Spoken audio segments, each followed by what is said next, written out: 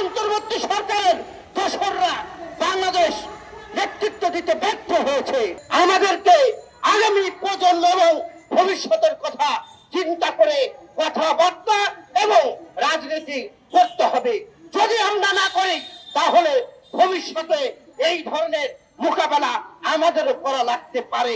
কারণ শেখ হাসিনা যা যা করেছে বাংলার মানুষ অতিষ্ঠিত হয়ে বাংলাদেশের মানুষ তাকে তাড়িয়ে ভারত পাঠিয়েছে।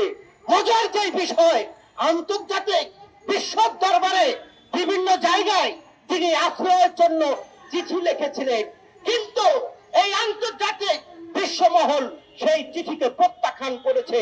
কারণ তারা জানে এই শাসক দলের প্রধান যিনি ছিলেন শেখ হাসিনা, এ হলো লুটপাটকারী, ধর্ষণকারী, খুনকারী, খুনকারী এবং রাজনৈতিক কারণে ক্ষমতায় থাকার কারণে আমরা দেখেছি অনেক মানুষকে তিনি ফাঁসিতে ঝুলিয়েছিলেন।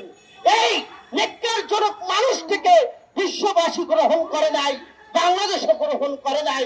আজকে ভারতে বসে মোদির সাথে যৌথ প্রযোজনায় তারা কর্মসূচি দেওয়ার নামে সেলফি লিগে পরিণত হয়েছে।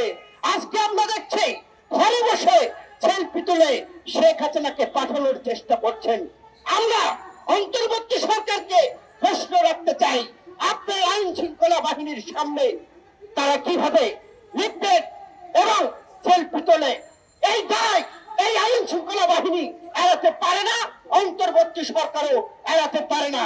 যেখানে আওয়ামী লীগকে প্রত্যাখ্যান করেছে বাংলাদেশের মানুষ, এই অন্তর্বর্তী সরকারের দোসররা বাংলাদেশ নেতৃত্ব দিতে ব্যর্থ হয়েছে। যার কারণে আজকে আমার পিছে যে ছবি দেখছেন, আমাদের তৌহিদুল ইসলামকে তারা যৌথ বাহিনীর দ্বারা খুন করেছে। অর্থাৎ শেখ হাসিনা যেমন ভয় দেখিয়ে আমাদেরকে দাবিয়ে রাখার চেষ্টা করত, অন্তর্বর্তী সরকারের দোসররাও এখন উঠে পড়ে লেগেছে বিএনপি ঠেকাও এবং ভয়ভীতি দেখিয়ে ওদেরকে দাবিয়ে রাখো। আমরা তাদেরকে বলতে চাই, গত 17 বছরে আমরা শেখ হাসিনার চোখ রাঙানো শাসন শোষণকে উপেক্ষা করে